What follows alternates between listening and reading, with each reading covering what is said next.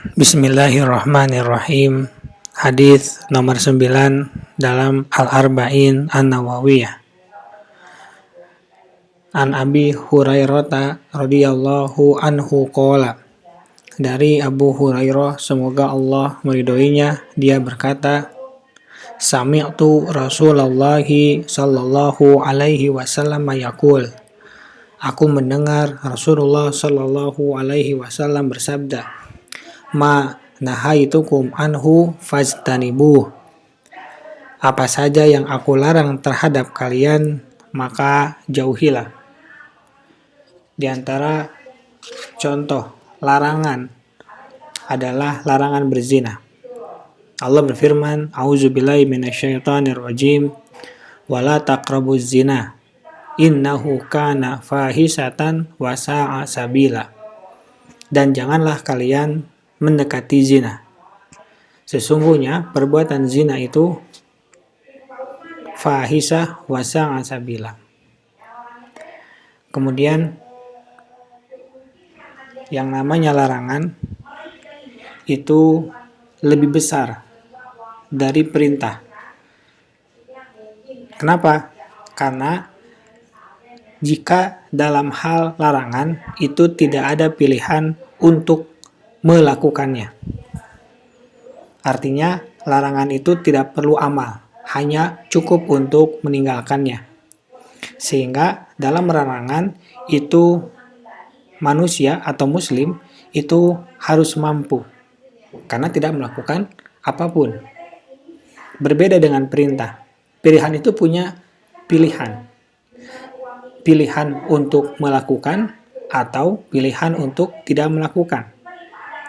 Makanya dalam hal perintah itu sesuai dengan kemampuan, berbeda dengan larangan. Semua mampu untuk meninggalkan, tapi tidak semua mampu untuk melakukan. Makanya Allah Subhanahu wa taala berfirman di dalam surat At-Taghabun ayat yang ke-16. Firman Allah Subhanahu wa taala, wa ma atakumur rasulu fakhuduhu.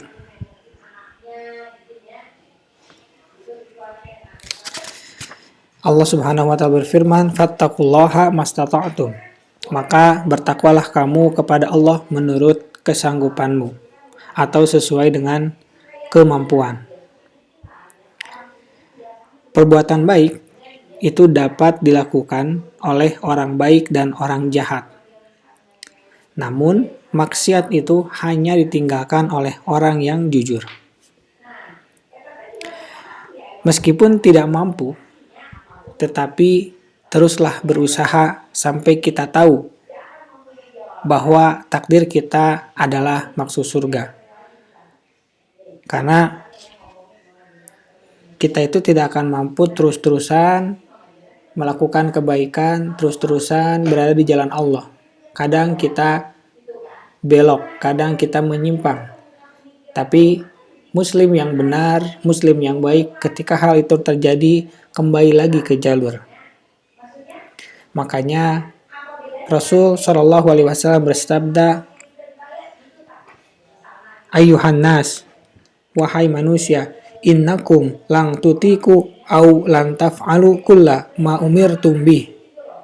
Sesungguhnya kalian itu tidak akan sanggup atau tidak akan mampu mengerjakan seluruh apa yang diperintahkan kepada kalian. Walakin saddidu wa absiru. Namun berlaku luruslah dan berilah kabar gembira. Maka kita tidak tahu takdir kita di akhir itu apa. Yang jelas kita terus berusaha. Saddidu, berlaku luruslah. Karena itulah yang diperintahkan oleh Allah dan Rasul-Nya Sallallahu Alaihi Wasallam. Wa ma amartukum bihi fa'tu minhu mastata'tum. Apa yang aku perintahkan kepada kalian, maka kerjakanlah semampu kalian. Tadi sudah disampaikan yang namanya perintah itu semampunya. Allah berfirman, la yukallifullahu nafsan illa wus'aha. Allah tidak membebani seseorang melainkan sesuai dengan kesanggupannya. Maka dalam berbagai ibadah yang butuh amal itu ada syarat untuk mampu. Seperti contohnya di dalam sholat. Di dalam sholat itu kita diperintahkan untuk berdiri. Namun ada kalanya seseorang itu tidak mampu untuk berdiri. Dengan kondisi tersebut maka kita diperkenankan untuk duduk. Bahkan jika tidak mampu duduk, kita juga boleh melakukan sholat dalam keadaan berbaring. Rasulullah Shallallahu Alaihi Wasallam bersabda, "Sholli qa'iman, fa'ilam tastati faqa'idan, fa'ilam tastati fa'ala janbin."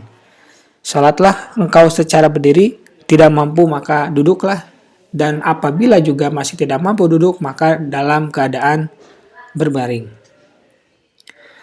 Kemudian pertanyaannya, mana yang lebih utama? Apakah melakukan perintah atau meninggalkan maksiat? Jawaban atas pertanyaan ini, apabila kita lihat dari segi mudah atau tidaknya, maka meninggalkan larangan itu lebih utama. Seperti contohnya kisah Nabi Allah Yusuf yang meninggalkan untuk tidak melakukan berzina. Padahal yang menggodanya adalah wanita cantik, berketurunan bagus, dan memiliki suasana atau kondisi yang sangat mendukung untuk melakukan hal tersebut. Tapi apabila kita lihat dari segi yang lain, yaitu mengenai zat amalan, maka yang namanya mengerjakan perintah itu lebih utama.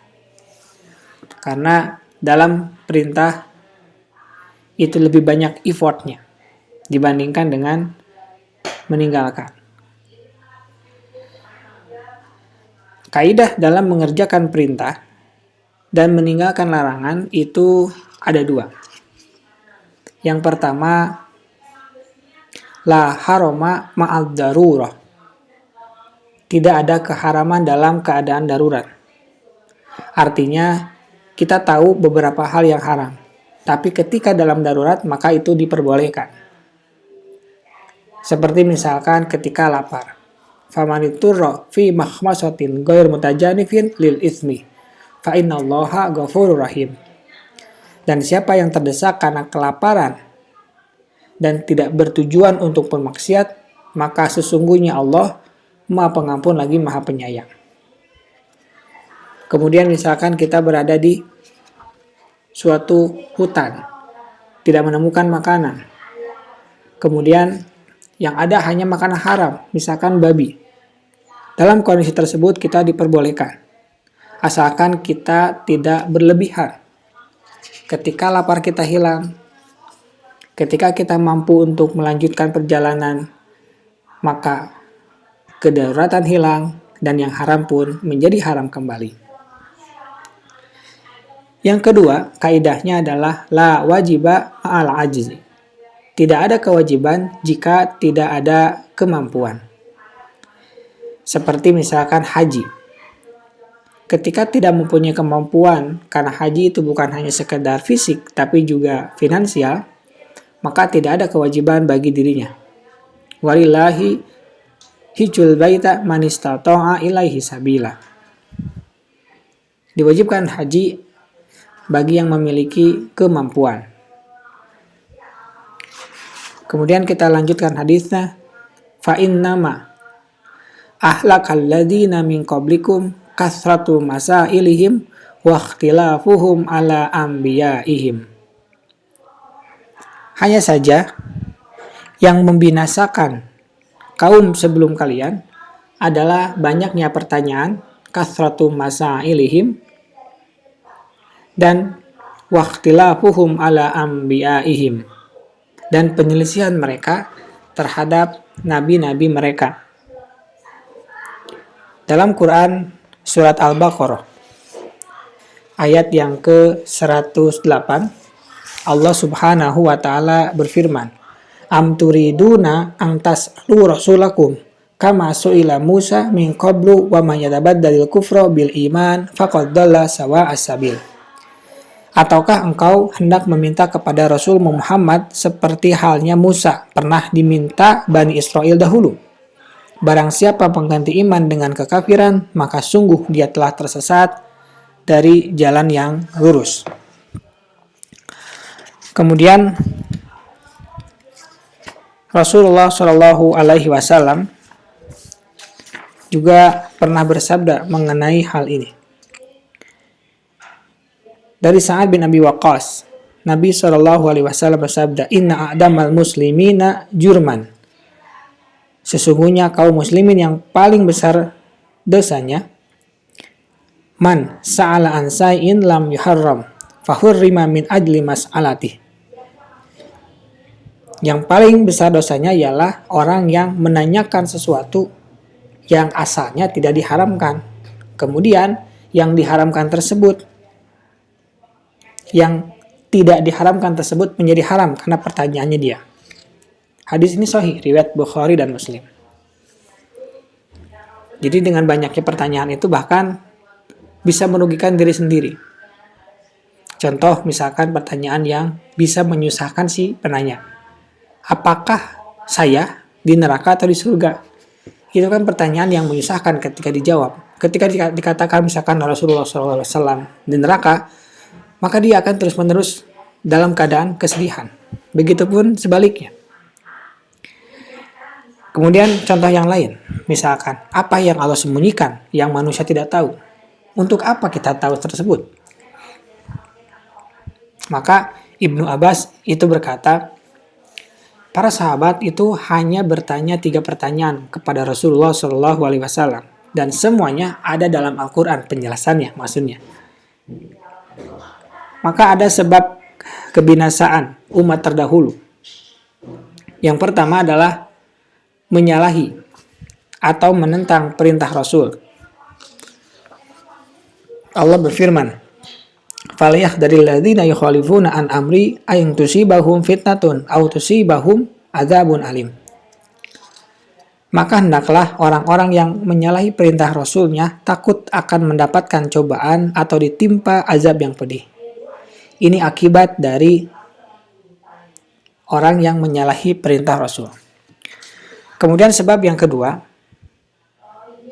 kenapa umat terdahulu itu binasa, yang sedang kita bahas ini, yaitu banyak bertanya.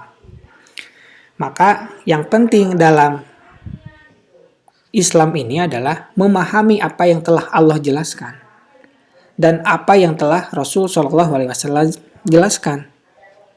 Setelah itu kita maksimalkan untuk mengikutinya dan juga berusaha semaksimal mungkin untuk mengamalkannya.